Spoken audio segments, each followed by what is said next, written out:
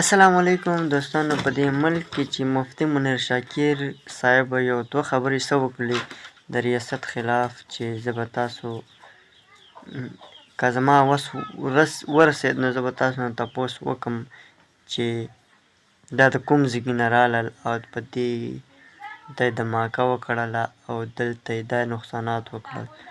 مفتي منیر شاکر دا یو څو خبرې څه وکړلې چې ریاست خپل اوقات وښودل، هغه یې د مخې نه لرې کړو، هغه یې شهید کړو. نو الله دې په دې ملک رحم وکړي. دې ملک کې چې څوک هم د حق خبره کوي او رښتیا وایي نو هغه مري او ضرور مري، هغه نه پاتې کېږي. هغه د ګولۍ نشان جوړېږي یا د بم د پټو سره او لځېږي. نو په دې چاودنه کې مفتي منیر شاکر شهید دی. الله